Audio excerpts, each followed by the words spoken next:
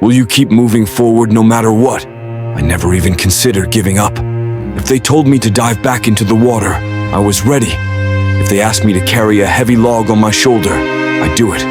Boat on my head, no problem. I didn't care that I wasn't the fastest, or the strongest, or the sharpest, but I knew one thing. I could work hard, and I had to work hard.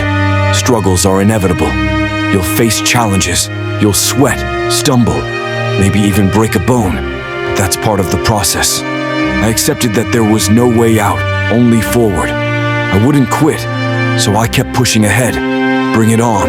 If there's one thing you learn, it's to keep going through the tough times. It's not always adversity. Sometimes it's just things that suck, plain and simple. Adversity is a real challenge, but these are just things that aren't pleasant, and you have to power through them. It all boils down to one question. Do you really want to do this or not?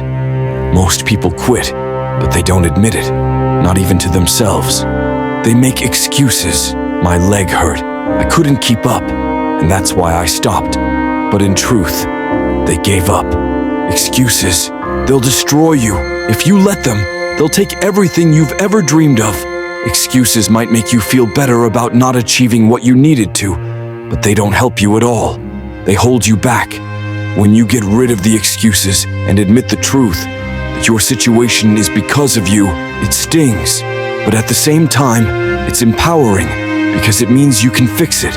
When I was a kid, I wanted to be a soldier, a commando. I collected little toy soldiers, especially the British commandos. They had machine guns, kayaks, and boats. That's what I dreamed of doing. Then, when I was around 12 or 13, I realized that it was possible to actually have that job. The closest thing I found was becoming a Navy SEAL. What's a Navy SEAL?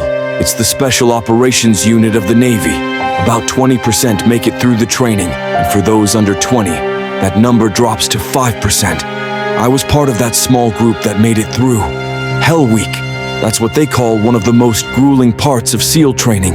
It's 5.5 days of no sleep, constant physical exertion, stress, pain, and watching most people quit. Around 80% of those who drop out do so during that week. It's designed to break you. Whether you're a great swimmer, have upper body strength, or are a fast runner, they'll find your weakness. If you're cold sensitive, if you hate carrying weight on your head, or even if you have a bad temper, they'll see it and push you until you either break or come out stronger. One exercise they do is called surf torture. They have you link arms with the others, march into the ocean, sit down, and stay there. After a while, they pull you out, have the doctor check for signs of hypothermia, and if no one's too cold yet, back into the water you go. Was I born with some advantage? If I had to guess, I'd say no. I think you can't be taught this, but you can develop it. If you have a spark of determination, you can nurture it and get stronger.